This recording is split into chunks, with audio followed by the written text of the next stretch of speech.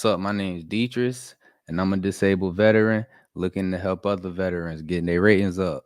So the MEB board process could be a waiting game, and it could cause a lot of uncertainty about the outcome. In this video, I'm going to give you a simple breakdown of some of the steps, what go into the steps, and how to get the best outcome. If you find this information valuable, make sure you like this video, subscribe, and share this with a fellow veteran. When you reach the point that you're going to get medically discharged, you're going to be in the referral stage.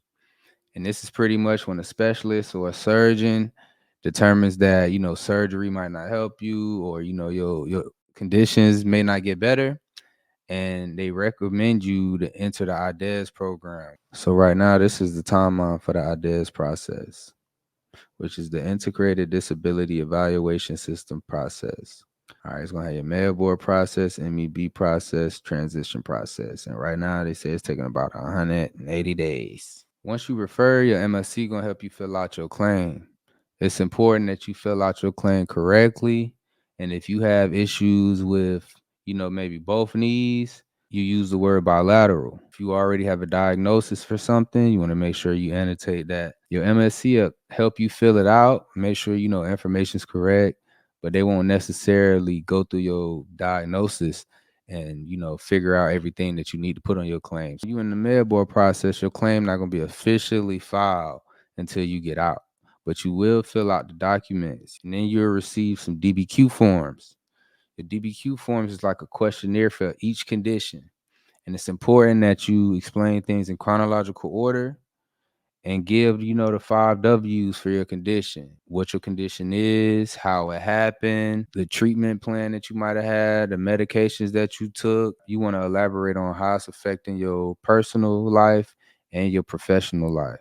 So for each condition, you want to go into detail about that. Along with your DBQs, you'll be getting some appointments for your CMP exams. The CMP exams is going to be with a third-party physician, and this is going to be your time to shine, because this is when you get to show the physician the extent of your conditions, how bad they are. You're going to be measured based on your range of motion, whether or not you're experiencing pain. And the examiner is going to have a DBQ form themselves that they got to fill out. And it's going to go against, your medical history, your DBQ, and whatever evidence they have. It's important that you shine when you go to your CMP exams. A good thing to have when you go to your CMP exams is your medical records. You can either have them on your phone, or you could just have it all, you could have it in a binder. And it's important to do that because you might be asked about certain conditions. Your examiner could miss something on your DBQ. So it's important for you to have everything organized so there's no money left on the table. When you enter the MEB stage, your results from your CMP exam is going to get sent to an MEB doctor, who's going to take all your medical history, the evidence from your CMP exams, and any other outside evidence, and they're going to create a NARSM, which pretty much is going to be the narrative summary of your medical history, which is going to get put in front of the MEB, and who's going to get placed in front of the PEB. So the MEB is an evaluation board that's going to determine if you have a condition that could put you out. When you're in the MEB stage, if you're able to contact or get in contact with your MEB doctor, it's very important that you open up a line of communication with them so you can update them on your appointments, any new documentation, the imaging that you get. And you may also be able to discuss your situation with them. So when they create their narrative summary, they already have an understanding of what you got going on. After the MEB stage, you're going to go into the PEB stage.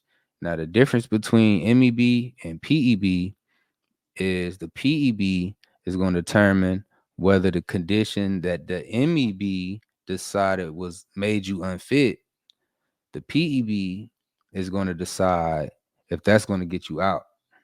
Okay, so it's very important to know the difference between those. So one is going to determine if you have a condition to put you out. The second is going to determine if that condition is going to put you out. These are the two stages where you may have to do a lot of waiting.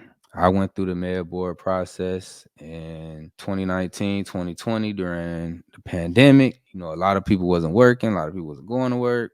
So it prolonged my process probably 90 days. 120 days, but we still, still made it out. So next, I'm gonna give y'all some tips on how to get a better outcome in the MEB board process. So the first thing you need to do is get familiar with the regulations. The VA regulation is CFR 38, Chapter 4. This is going to outline everything as far as the schedule of rating and certain conditions. If you're still in the military, you should definitely get familiar with whatever fitness standard regulation. In the Army, it was 40-501. That outlines all the standards for fitness and what makes you fit for duty. The next tip is to continue going to your appointments. You can go for the condition that you getting out for, and you need to go for other conditions because you want to make sure that you have progressive treatment. You might not have, the evidence for your other conditions may not be strong enough yet. And you can still build that while you're going through the discharge process. Make sure, you on time for your CMP exams. Don't miss none of those. Make sure you still getting treatment to the day you get out. The next tip is to make sure you're utilizing your resources. You're going to get assigned a PEBLO, who's going to be the liaison for your evaluation board. You can definitely contact them, especially like if things are behind the timeline. You want to reach out to your PEBLO, who can get information, see what's going on. They're going to be the ones who going to give you your proposed ratings, things like that. So you definitely want to make sure you utilize your PEBLO. Also, like I mentioned before, make sure that you're tapping in with your MEB doctor, updating them on information that they might have missed, making sure that they updated on different appointments and if you get new imaging, stuff like that.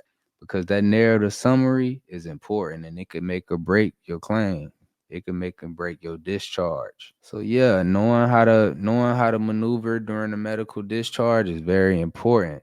And knowing how to do these things, if you follow these tips, it'll definitely help you get a better outcome. It'll eliminate some of the worry because you definitely gonna have to wait a little bit, but it's gonna be good though. If you found this information valuable, make sure that you subscribe, like this video, share it with a fellow veteran. Stay tuned for the next video.